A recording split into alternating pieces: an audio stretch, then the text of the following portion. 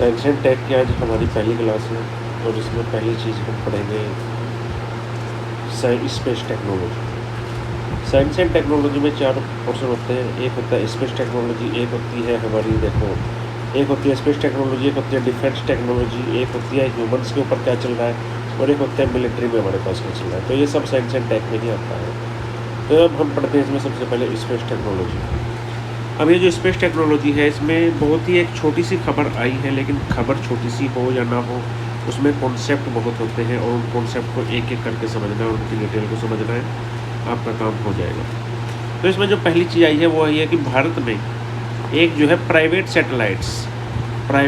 Earth observation satellites का जो समूह है उनका एक कॉन्स्टेलेशन भेजा है इंडिया ने स्पेस में। ओके, तो सबसे जो पहली चीज़ आएगी वो आएगी आपकी, देखो ऐसे करना है आपको याद इसको।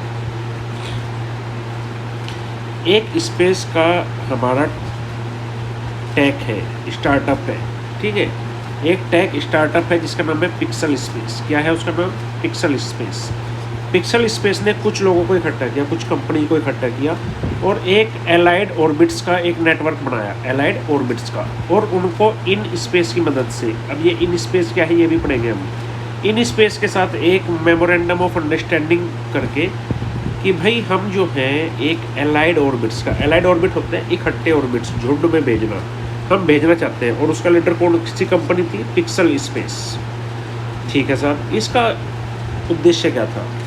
इसका उद्देश्य ये था कि भाई हम जो है पहली बार प्राइवेटली क्या बनाएंगे, एक national earth observation satellite constellation बनाएंगे। कौन सा satellite observation constellation? Earth observation, जिससे हम पृथ्वी को देख सकें। चलो साहब, ये जो एलाइड ऑर्बिट्स हैं इनका नेतृत्व किसने किया? सबसे पहली कंपनी का नाम आएगा पिक्सल ने किया। इसके साथ एक ध्रुव स्पेस कंपनी भी इनके साथ है, एक पियर साइट भी है और एक सैटश्योर एनालिटिक्स भी है। तो ये 4 कंपनी है इसमें। इन 4 कंपनी का क्या नाम है? एक का तो नाम है, देखो यहाँ पे आपको दिखेगा, एक का नाम है पियर साइट। क्या है? पियर साइट। पियर साइट के बाद एक कंपनी है ध्रुव कंपनी। ध्रुव कंपनी के बाद कौन सी कंपनी है? Pixel company. तो पियर साइट हो गई, ध्रुव हो गई और पिक्सल हो गई। ठीक है, ये इस टाइप से कंपनी है। और एक है सैटश्योर एनालिटिक्स, ये रही सैटश्योर एनालिटिक्स। ठीक है, तो पियर साइट हो गई, सैटश्योर हो गई, ये 4 कंपनी जो है इन्होंने अपने सैटेलाइट्स स्थापित करने हैं। ये काम हम अगले 5 सालों में 1200 करोड़ रुपए, अगले 5 सालों में हम 1200 करोड़ रुपए का प्राइवेट पब्लिक पार्टनरशिप प्रोग्राम चलाएंगे। ये कहानी भी समझ आ गई यहाँ तक। ये जो पीपीपी मॉडल होगा इसमें टोटल कितने लॉन्च किए जाएंगे? Total 12 satellites. क्या याद रखना है? Total 12 satellites. और जो इसमें सबसे पहले 4 चीज़ें भेजी जाएंगी वो 2027 में भेज दी जाएंगी। इसमें कौन कौन सी टेक्निक?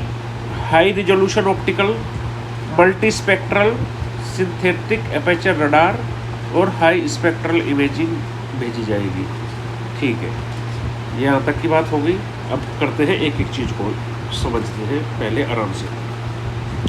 देखो भाई, सबसे पहले तो आपको क्या याद रखना है कि ये जो MOU हुआ है, ये जो MOU हुआ है मेमोरेंडम ऑफ अंडरस्टैंडिंग, ये 2 चीज़ों के बीच में हुआ है। पहली चीज़ क्या है? वो है इन स्पेस। ठीक है, ये तो सरकार की हो गई इन स्पेस। इन स्पेस के बाद में प्राइवेट कौन कौन से हो गए? पिक्सल। पिक्सल तो लीड कर रहा है, तो पिक्सल तो लीड कर रहा है इसको, पिक्सल लीड कर रहा है। प्लस ध्रुव स्पेस है, प्लस डी के बाद क्या है? पियर साइट है, और प्लस कौन सा है भाई? सैटश्योर। ये 4 कंपनी मिलके टोटल 12 सैटेलाइट, ये याद रखना पड़ेगा, टोटल 12 सैटेलाइट भेजे गए ये अर्थ ऑब्जर्वेशन के। कितना पैसा लगा है? 1200 करोड़ रुपये। कितना पैसा लगा है? 1200 करोड़ रुपये। ठीक है, और अगले 5 साल में ये चीज़ भेजने की पूरी कोशिश की जाएगी। ये न्यूज़ यहाँ तक की समझ आ गई। चलो आगे चलते हैं। अब इसमें सबसे पहली चीज़ आती है कि ऑर्बिट टाइप, कौन से अर्थ ऑर्बिट हम भेजेंगे। ये हमारा बेसिक है, ये हमारा बेसिक है। ठीक है, ये जो हमारी अर्थ है और ये जो हमारा इक्वेटर है, ये इक्वेटर दिख रहा है, इक्वेटर की लाइन। जब हम इक्वेटर से लॉन्च करके इक्वेटर के 2 तरफ चक्कर कटाते हैं तो उसको हम क्या बोलते हैं? जब हम इक्वेटर से इक्वेटर की तरफ भेजते हैं तो उनको बोलते हैं हम, देखो अगर आपसे पूछा जाए इक्वेटर पे जब हम इक्वेटर के गोल गोल घुमाते हैं इक्वेटर के जब गोल गोल घुमाते हैं हम, तो दो चीज़ों को घुमाते हैं, जी और एच को, बस याद रखना, जी और एच जो है वो इक्वेटर के बिल्कुल पैरेलल घूमते हैं। जिस लाइन में इक्वेटर घूम रहा है उसी लाइन में जी और एच घूमेंगे। तो जी से बनेगा GEO और एच से बनेगा HEO। जब आपसे पूछा जाए कि भाई पोलर्स की तरफ कौन से घूमते हैं, पोलर के साथ कौन से घूमते हैं, तो पोलर के साथ आपके घूमेंगे, एक घूमेगा क्या GSO, एक घूमेगा MEO और एक घूमेगा LEO। अब हम इनको पढ़ते हैं क्या क्या होता है। देखो, ये जो सबसे पहली चीज़ है ये है भाई LEO। सबसे पहले हम पढ़ते हैं LEO साहब को। अब LEO साहब का क्या कहना है? LEO जो होता है वो होता है लो अर्थ ऑर्बिट, अर्थ के बिल्कुल क्लोज वाला ऑर्बिट। तो ये जो लो अर्थ ऑर्बिट होता है ये 160 किलोमीटर, ज़मीन से इसकी ऊंचाई कितनी होती है 160 किलोमीटर से लेकर के 2000 किलोमीटर तक, इसलिए इसको क्या बोला जाता है, लो अर्थ ऑर्बिट। इसकी जो स्पीड होती है वो बहुत ज़्यादा होती है, क्यों? क्योंकि ज़मीन के पास है, ज़्यादा ऊंचाई थोड़ी है, 160 से 2000 किलोमीटर है, तो स्पीड कितनी हो जाएगी 8 किलोमीटर पर सेकंड। ये 1.5 घंटे में एक चक्कर पूरा मार देता है। ये जो पूरा चक्कर है ना, ये जो पूरा चक्कर है, देखो ये जो पूरा का पूरा चक्कर है आपका, ये पूरा चक्कर आपका 90 मिनट्स में कंप्लीट कर देगा। तो हमें जो है, अगर हमें अर्थ को ऑब्जर्व करते रहना है, देखो ये अर्थ जो ऑब्जर्वेशन है ये बहुत जगह काम आती है। हम ये देख सकते हैं ज़मीन पे क्या हो रहा है, सैनिक गतिविधियाँ क्या चल रही है, मिलिट्री में, डिफेंस में बहुत ज़रूरी होता है लो अर्थ ऑर्बिट में भेजना। तो इसलिए हमने ये कहाँ भेज रहे हैं, देखो यहाँ पे आपको पता चलेगा कि हम लो अर्थ में भेज रहे हैं। कहाँ भेज रहे हैं? लो अर्थ में, लो अर्थ ऑर्बिट में भेज रहे हैं हम, ताकि ये जल्दी जल्दी, बहुत ही जल्दी जल्दी इंडिया का पूरा चक्कर काट दे, ताकि हमें पता चले कि 90 मिनट पहले यहाँ पे क्या गतिविधि हो रही थी और 90 मिनट बाद क्या गतिविधि हो रही है। ये बात समझ में आ गई भाई, ये क्यों ज़रूरी है लो अर्थ ऑर्बिट। अब दूसरा ऑर्बिट क्या होता है? दूसरा ऑर्बिट होता है साहब MEO। अब ये होता है MEO, MEO को बोलते हैं मीडियम अर्थ ऑर्बिट। ये जो मीडियम अर्थ ऑर्बिट होता है इसकी ऊंचाई 2000 किलोमीटर से लेकर के 35,786 किलोमीटर तक हो सकती है, और इसकी जो स्पीड है वो 3 किलोमीटर पर सेकंड से लेकर के 8 किलोमीटर पर सेकंड तक हो सकती है।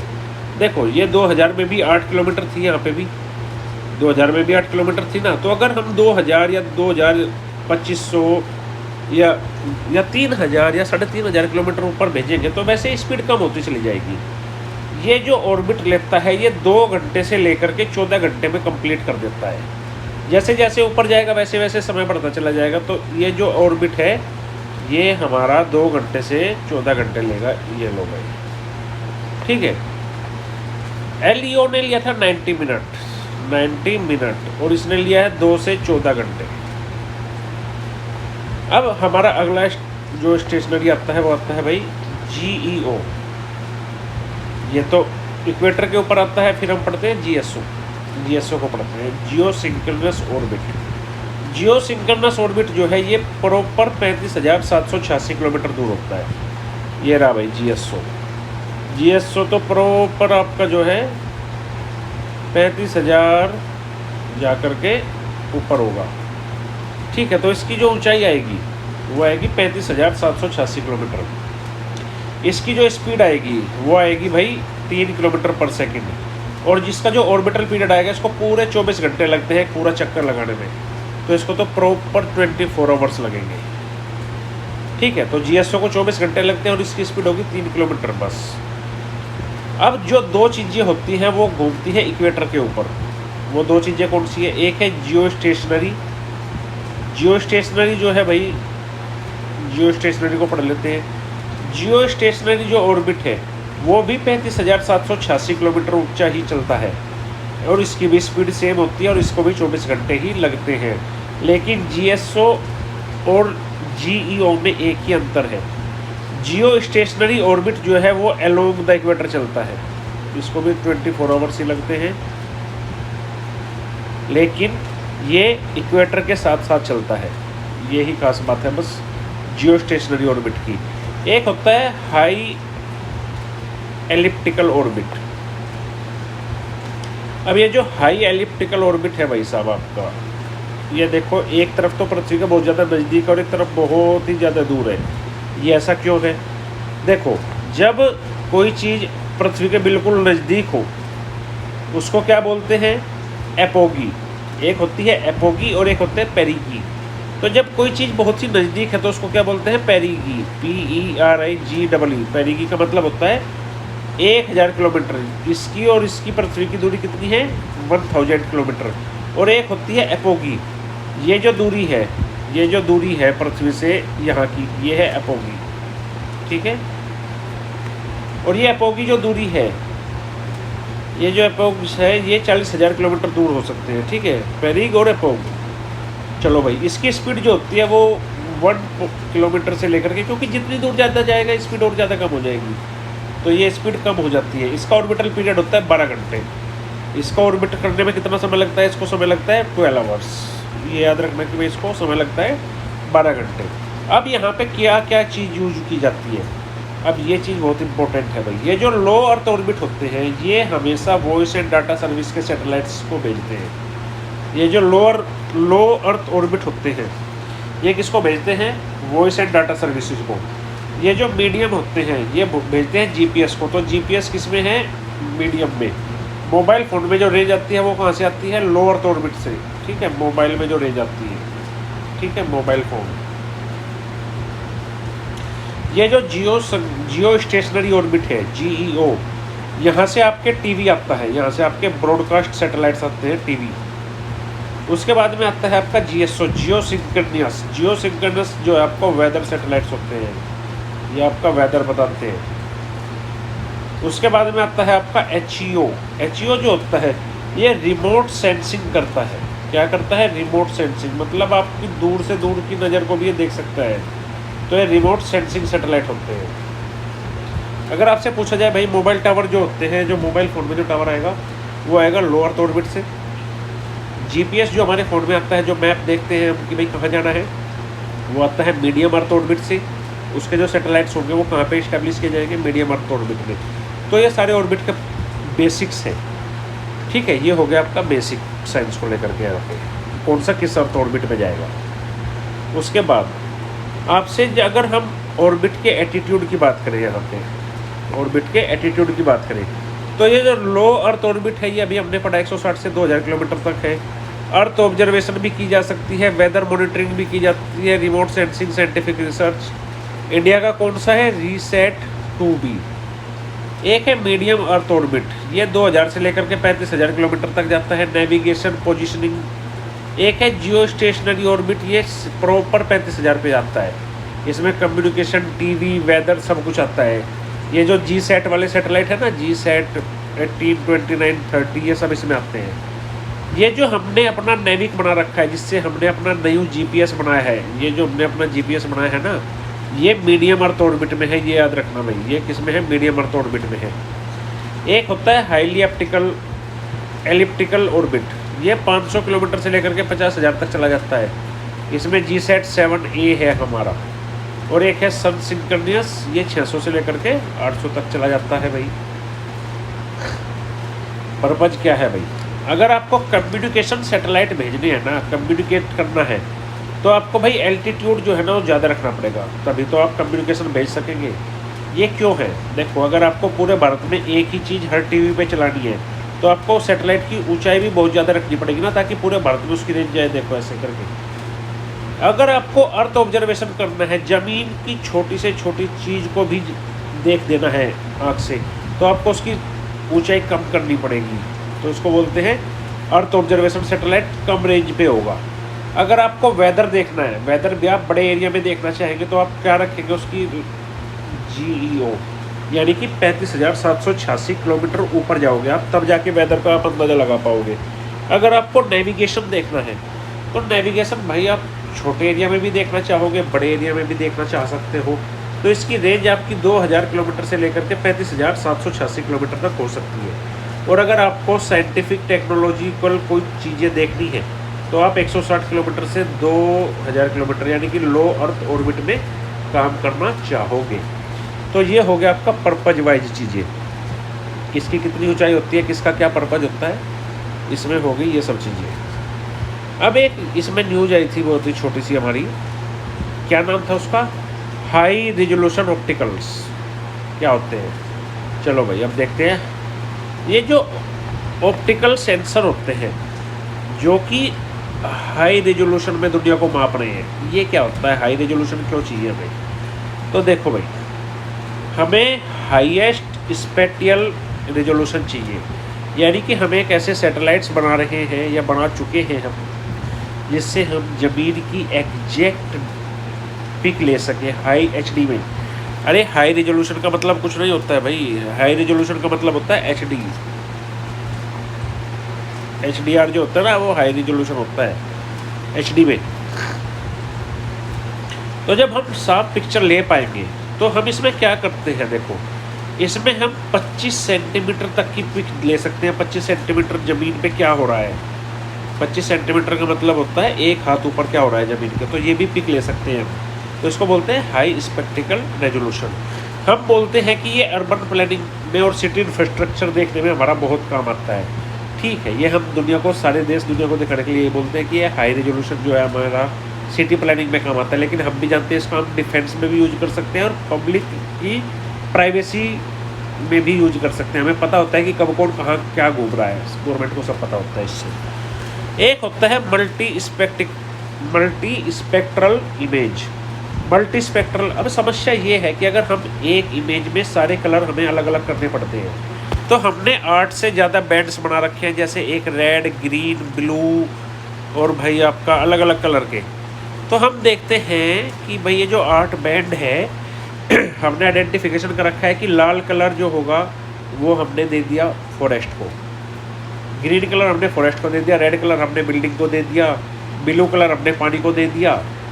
तो जैसे ही वो कलर आएगा पिक्चर में तो हमें साफ पता चल जाएगा कि यहाँ पे पानी है, ये जंगल है, ये बिल्डिंग है, ये इंसान खड़ा है, सब कुछ दिख रहा है हमें।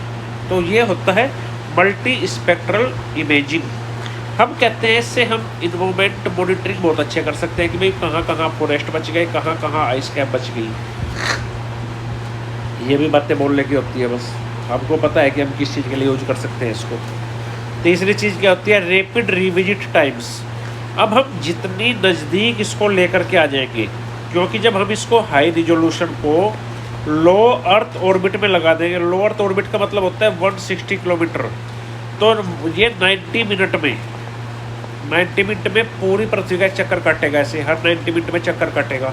तो हम कह रहे हैं कि हम डेली कवरेज कर सकते हैं, हम रोज़ाना कवर कर सकते हैं एक ही एरिया को। तो हम कह रहे हैं कि इससे हमें डिजास्टर रेस्पॉन्स देने में बहुत कम समय लगता है। कि अगर कहीं पे बाढ़ आ गई तो हर 90 मिनट में हमें पता होगा ना पानी कितना बढ़ गया, भूकंप से कितना नुकसान हो गया, तो हम रैपिड जल्दी पहुंचा सकते हैं। ये हो गई फ्लड मैपिंग। लेकिन अगर मैं आपको एक चीज़ समझाऊं कि भाई ये तो हम कह रहे हैं कि रैपिड मैपिंग हम इन्वायरमेंट और डिजास्टर मैनेजमेंट के लिए कर रहे हैं, लेकिन अगर आप देखो तो हम अपनी सुरक्षा भी तो इन्हीं चीज़ों से कर रहे हैं ना। हमारे देश में कहाँ क्या हो रहा है, हर 90 मिनट में एक सैटेलाइट पूरे मैप की इमेज भेज रहा है हमारी सरकार के पास कि अब यहाँ पे ये था, 1.5 घंटा पहले ये स्थिति थी, 90 मिनट के बाद ये पोजीशन है, 90 मिनट के बाद ये पोजीशन है, 90 मिनट के बाद ये पोजीशन है।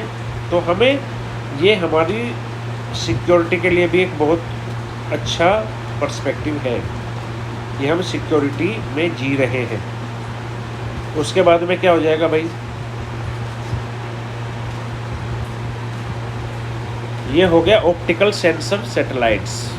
तो हम हाई रेजोल्यूशन पे फोकस कर रहे हैं। अब हमने कहा है कि भाई ये जो हम प्राइवेट हम जो पिक्सल और इन स्पेस में जो समझौता हुआ है उसमें हम कौन कौन सी टेक्निक यूज करेंगे, तो हम हाई रेजोल्यूशन ऑप्टिकल यूज करेंगे। अब समझ में आ गया हाई रेजोल्यूशन ऑप्टिकल का क्या यूज होगा। हाई ऑप्टिकल रेजोल्यूशन का बहुत तरीके से यूज हो सकता है और आप अपने आंसर्स में आराम से लिख सकते हैं इसको।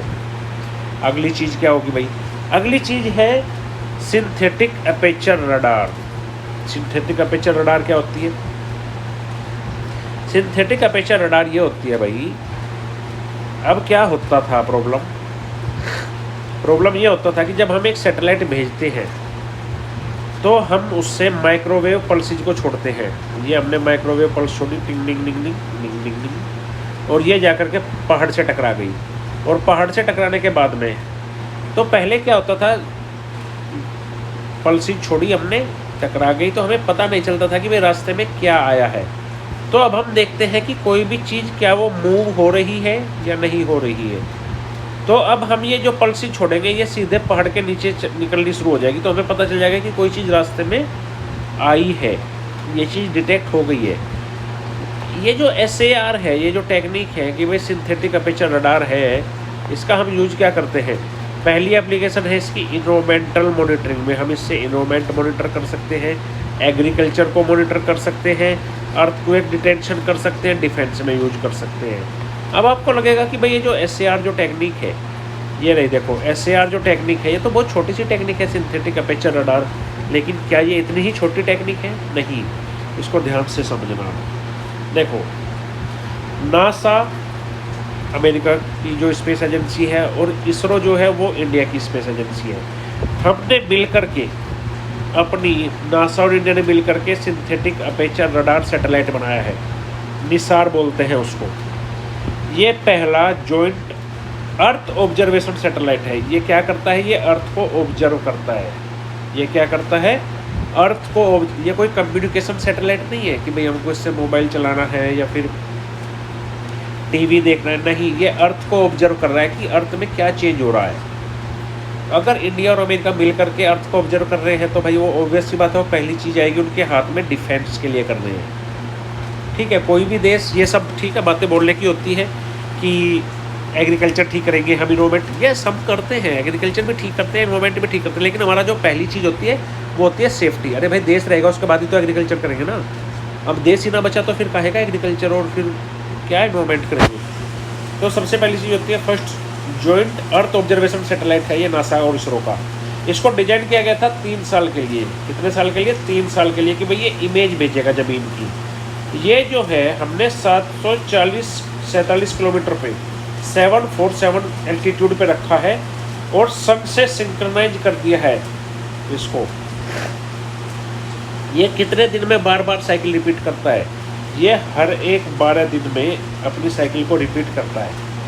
वर्ल्ड का फर्स्ट रडार सैटेलाइट है ये, जो कि 2 बैंड यूज करता है। अच्छा, 2 बैंड की फ्रीक्वेंसी भेजी जाती है। फ्रीक्वेंसी का मतलब क्या होता है? तरंगे भेजना। अब इसमें 2 बैंड लगा रखे हैं हमने। कौन कौन से 2 बैंड है भाई? एक है S बैंड, एक है L बैंड। रडार टेक्नोलॉजी क्या है? रडार का मतलब क्या होता है? देखो ऐसा है भाई, ये फाइनेस्ट SAR टेक्नोलॉजी है दुनिया में जो डिजाइन की गई है। इसको हमने 12 मीटर एंटीना के साथ लगाया है। हमने पहले एक एंटीना लगाया है धरती पे, जहाँ पे ये अपने वो क्या भेजेगा? ये अपने सिग्नल्स भेजेगा। ये सैटेलाइट्स अपने क्या भेजेगा? सिग्नल्स भेजेगा 12 मीटर के एंटीना पे। वो जो हमारे यहाँ पे जो रडार लगा हुआ है वो यहाँ पे 3D हाई रिजोल्यूशन इमेज को कैप्चर कर लेगा। कितने किलोमीटर की चौड़ी? 242 किलोमीटर के एरिया को एक बार में कैप्चर करके HD में बदल देगा कि भाई 242 किलोमीटर में ये हो रहा है, 242 किलोमीटर में। इसकी सबसे अच्छी बात पता है क्या है? SAR जो टेक्निक है वो यूज करती है माइक्रोवेव पल्सेज को। ये बहुत ही शार्प इमेज खींच सकता है, अगर अंधेरा हो रखा है तब भी, अगर बादल आए हुए हैं तब भी। इसको लाइटिंग की ज़रूरत नहीं है, अंधेरे में भी आपको लग रहा है अब अंधेरा है, मुझे कोई नहीं देख रहा है। ये हमारी सोच है कि अब रात का अंधेरा हो रखा है, हमें कोई नहीं देख रहा है। नहीं भाई, निसार जो सैटेलाइट ऊपर घूम रहा है ना, वो रात को भी आपकी फ़ोटो खींच रहा है। तो अगर कोई रात को सोचे कि भाई मैं किसी दूसरे देश से इंडिया में इन्फिल्ट्रेट कर जाऊंगा, तो अब वो नहीं होना जाना है, क्योंकि आपकी रात की भी पिक्चर्स खींच रही है भाई। तो ये भी एक तरीका है। L band synthetic aperture radar में जो L बैंड है ये क्या है? L बैंड को बनाया है नासा ने। ये 24 सेंटीमीटर वेवलेंथ में चलता है। कितने सेंटीमीटर? 24 सेंटीमीटर में। और ये वेजिटेशन को पेनिट्रेट कर सकता है, घास के नीचे, पेड़ के नीचे जो ग्रास है ना उसको भी देख सकता है ये कि ग्रास में क्या पड़ा है। वेजिटेशन को भी देख सकता है। 24 सेंटीमीटर वेवलेंथ भेजता है। और ये बहुत ही प्रोवाइड करता है हाई रिजोल्यूशन इमेजरी। अर्थ के सॉलिड प्रोसेस को समझने के लिए बर्फ़ की शीट को, डायनामिक्स को समझने के लिए, और बायोमास में क्या बदलाव हो रहा है उसको समझने के लिए। ये तो हो गया एस बैंड, एल बैंड। अब एस बैंड समझते हैं कि भाई एस बैंड क्या है।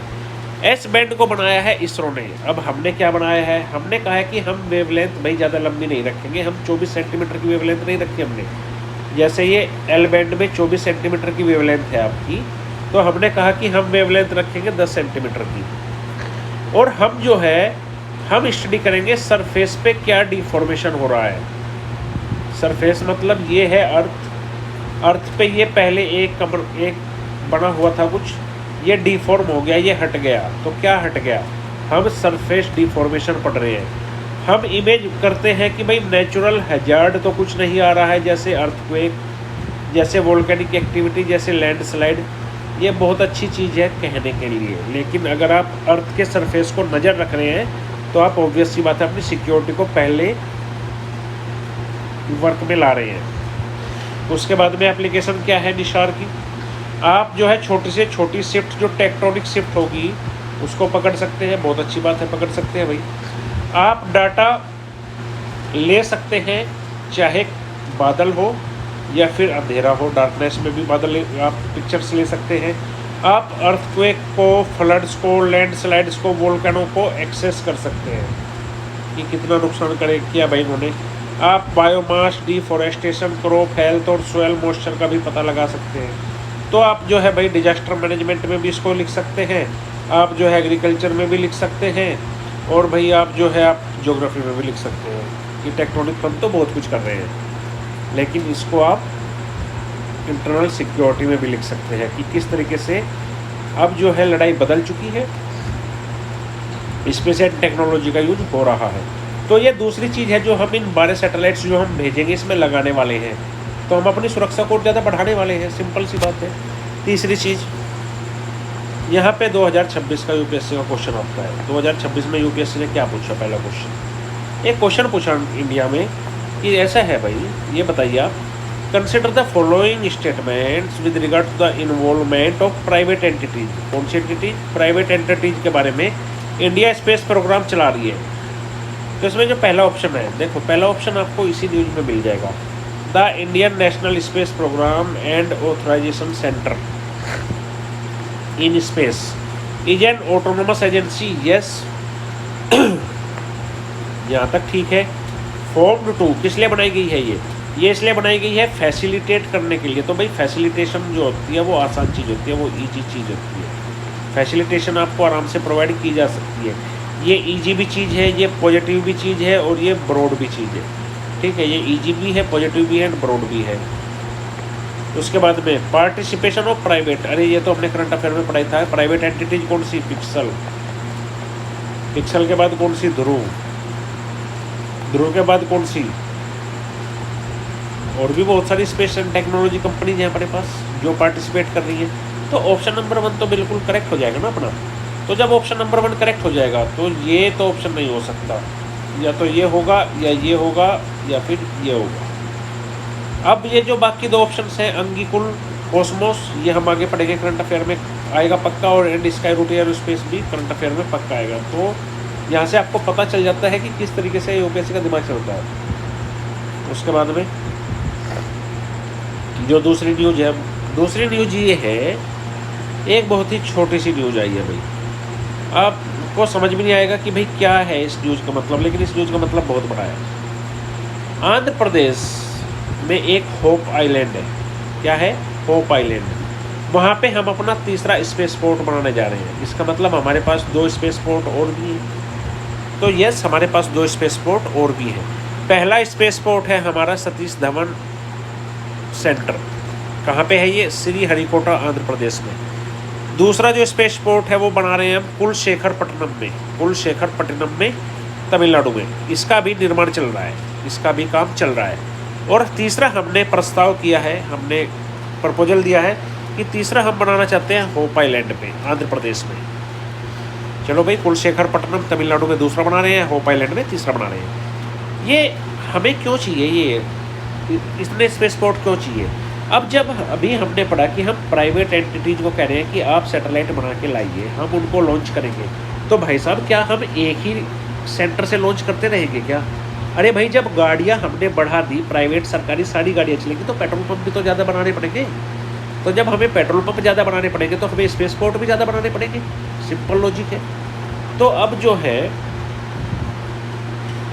यहाँ से हम कह रहे हैं कि इसको मुख्य रूप से यहाँ पे मुख्य रूप से प्राइवेट स्पेस लॉन्च किए जाएंगे, प्राइवेट स्पेस लॉन्च किए जाया करेंगे यहाँ से। ठीक है भाई। होप आइलैंड कौन सी नदी पे है? गोदावरी रिवर पे। कौन सी नदी पे है होप आइलैंड? तो सबसे पहले तो ये समझ लो कि गोदावरी रिवर पे है। तो एक तो प्रीलिम्स में ये रट्टा मार लेना भाई, गोदावरी नदी कहाँ से निकलती है, कौन कौन से स्टेट से बह के जाती है, कितनी इसकी लंबाई है, कौन कौन सी इसकी ट्रिब्यूटरीज है। पहला क्वेश्चन तो यहीं से बन जाएगा ज्योग्राफी का। दूसरा क्वेश्चन,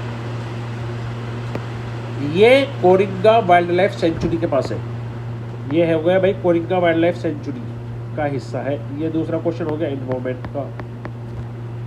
ये श्रीहरिकोटा से 600 किलोमीटर दूर है, जो आंध्र प्रदेश अब अपना स्पेस सिटी बनाना चाहता है, उसका ये एक हिस्सा है। और इसको भागीदार बनने के लिए किसने रुचि दिखाई है, ये करंट अफेयर में याद करना है, ग्रीनको ग्रुप। तो इसमें कौन चाहता है कि मैं पार्टनर बनूं? उसका नाम क्या होगा? ग्रीनको ग्रुप। उसका नाम क्या होगा? ग्रीनको ग्रुप। ठीक है भाई। अब हम पढ़ते हैं कि हम जो है ये हम क्यों बनाना चाहते हैं। ये हम भाई इसलिए बनाना चाहते हैं कि सबसे पहले देखो बात सुनो, हम सबसे पहले चाहते हैं कि एक नई फैसिलिटी हो होप आइलैंड काकीनाडा बे आंध्र प्रदेश में। यहाँ पे हम एक ये रहा काकीनाडा बे और ये बे के पास रहा होप आइलैंड। ठीक है, यहाँ पे हम डेवलप करना चाहते हैं। अब जो है सैटेलाइट लॉन्च साइट को जब हम सेलेक्ट करते हैं तो हम ये देखते हैं कि एक तो वो इक्वेटर के पास हो, वो ज़्यादा से ज़्यादा जगह इक्वेटर के पास हो। क्यों? क्योंकि जब जितनी जगह इक्वेटर के पास होगी, वो लॉन्च करने वाली साइट इक्वेटर के पास होगी, तो वहाँ से हमें मैक्सिमाइज अर्थ की रोटेशनल बूस्ट मिलेगा। अर्थ का जब रोटेशनल बूस्ट मैक्सिमाइज कर सकते हैं हम, तो उसको बोलते हैं हम इनिशियल वेलोसिटी हमें बहुत अच्छी मिल जाएगी। दूसरा है हमें ईस्टवर्ड लॉन्च डायरेक्शन चाहिए। देखो, धरती हमारी जो है, हमारी पश्चिम से धरती कहाँ की तरफ घूम रही है? हमारी अर्थ वेस्ट से ईस्ट की तरफ घूम रही है। ठीक है। और सूरज किस तरफ घूम रहा है? सूरज ईस्ट से लेकर के वेस्ट की तरफ घूम रहा है। ठीक है। तो अगर हम ऑलरेडी ईस्ट की तरफ से लॉन्च कर दे, आंध्र प्रदेश कहाँ पे है? देखो, इंडिया के कहाँ पे है? ये ईस्टर्न साइड है ना, ये रहा ईस्टर्न साइड में, ईस्ट में है। तो अगर हम ईस्ट की तरफ को लॉन्च कर दे, अगर हम ईस्ट की दिशा में इसको लॉन्च करें, ईस्टवर्ड लॉन्च करें, तो हमें ऑलरेडी रोटेशन मिल गया वेलोसिटी के लिए। तो ये हमारी लीवरेज मिल गई हमें। तो इसलिए हमने किसको चुना कि हम जितना ईस्ट में जा सकते हैं उतना ईस्ट में जाएंगे, इक्वेटर के पास जाएंगे, ईस्ट की डायरेक्शन में जाएंगे, ताकि हम उस साइंस को यूज कर सके जिस साइंस का यूज अर्थ घूमने में कर रही है। तो हमें ज़्यादा से ज़्यादा वेलोसिटी मिल सके। जब हमें ज़्यादा से ज़्यादा वेलोसिटी मिलेगी तो हमारा ईंधन कम लगेगा, और हमारा जब उसमें फ्यूल कम लगेगा तो उसको में का वेट कम होगा, और वेट कम होगा तो उसमें हम 2 सैटेलाइट की जगह 3 सैटेलाइट रख सकते हैं। पॉइंट समझ आ गया? तीसरा पॉइंट क्या है भाई? तीसरा पॉइंट ये है कि यहाँ पे कोस्टल एरिया है। अगर कोई मिशन फेल भी हो गया, तो मिशन फेल हो गया और वो चीज़ उड़ करके नहीं पहुँची ऊपर, तो भैया अगर उसका डेब्रिस गिरेगा, अगर उसका मलबा गिरेगा, तो वो समुद्र में गिर जाएगा, लोगों के ऊपर तो नहीं गिरेगा कम से कम। चौथा क्या है? Geological stability. देखो, यहाँ पे बहुत ही कम खतरा है कि सिस्मिक एक्टिविटी हो। क्यों? क्योंकि देखो, ऐसा नहीं है, हम भूकंप के एरिया में स्पेस पोर्ट नहीं बना सकते जहाँ पे लगातार भूकंप आते हो। भाई अगर हम इतना बड़ा प्लेटफॉर्म बनाएंगे तो हम वहाँ पे बनाएंगे ना जहाँ पे भूकंप आने के चांसेस 0 हो, ताकि एक बार बना दिया फिर छुट्टी मुद्दतों तक। तो यहाँ पे हमें क्या मिलता है? लो सिस्मिक एक्टिविटीज, ट्रांसपोर्ट इंफ्रास्ट्रक्चर। अब जो बड़े बड़े हैवी इक्विपमेंट्स हैं इनके, भाई वो पोर्ट के थ्रू हम समुद्र से डाल के समुद्र में ले जा सकते हैं ना आराम से। उनको ज़मीन पे ढोने की क्या ज़रूरत है हमें? हम अपना जो है जहाज़ लेकर के जाएंगे, यहाँ से जहाज़ उठाया, ये रहा सतीश धावन स्पेस सेंटर, और पहुँच गए लेकर के। ये लो, उसके बाद में हमें मिलता है ऑर्बिटल फ्लेक्सिबिलिटी। तो ये सब पॉइंट हो गए कि हमने ये साइट क्यों चुनी। अब कुछ अपकमिंग लॉन्च फैसिलिटी जा रही है इंडिया में। देखो अभी हमारे पास सतीश धवन स्पेस सेंटर है जो कि हमारे पास श्रीहरिकोटा आंध्र प्रदेश में है। अपकमिंग हब ला रहे हैं कुलशेखरापट्टनम में। अच्छा, ये जो कुलशेखरापट्टनम है ना, इसको भी लाने की एक अलग कहानी है। विक्रम साराभाई स्पेस सेंटर हमारा कहाँ है? तिरुवनंतपुरम केरल में है।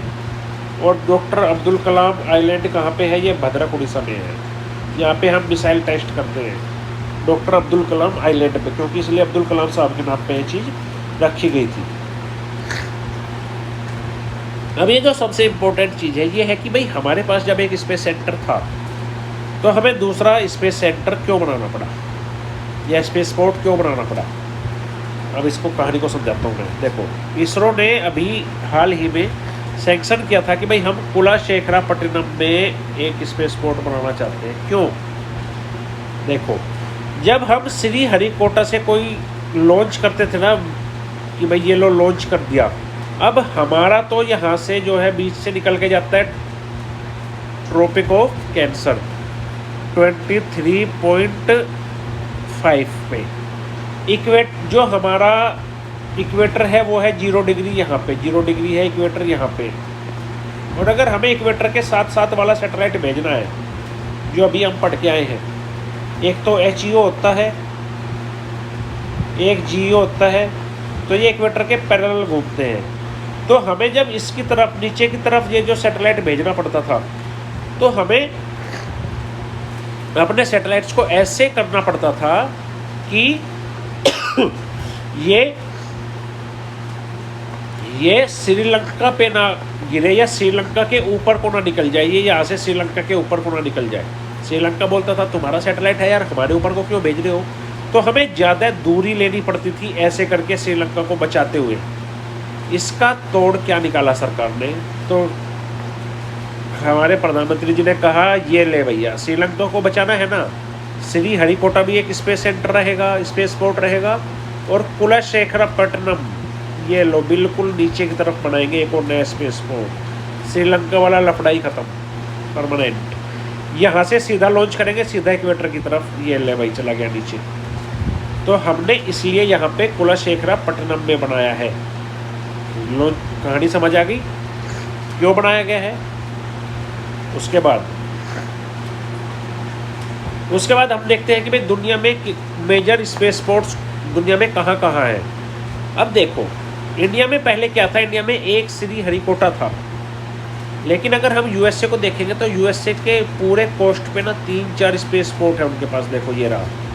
अगर हम देखें तो रशिया के पास भी एक इस साइड में है, तो एक यहाँ पे है, एक यहाँ पे है। अगर हम चाइना के पास देखें तो चाइना के पास भी एक ये रहा, एक ये रहा, एक ये रहा। तो सबके पास वैरायटीज है। रशिया के पास 4 हो गए, USA के पास 4 हो गए, रशिया के पास हमने 3 देखे, चाइना के पास हमने 3 देखे। तो भाई हमने कहा हम क्यों पीछे रहे, हमने कहा ये लो, पहला श्रीहरिकोटा तो चल ही रहा है सालों से, श्रीहरिकोटा तो चल ही रहा है। दूसरा हम कहाँ पे बनाएंगे, नीचे की तरफ कुलशेखरापट्टनम में। और तीसरा कहाँ बनाएंगे, आंध्र प्रदेश में। तो अब भाई हम भी तो अपने आप को डेवलप करना चाहते हैं। तो मेजर सी पोर्ट्स को जब देखोगे तो मेजर सी पोर्ट्स अलग अलग होते हैं दुनिया में। तो यहाँ से हमें ये पता चला श्रीहरिकोटा, कुलशेखरापट्टनम, और तीसरा हमने कहाँ पे बना रखा है, होप आइलैंड में अब हमने शुरू कर दिया है बनाना।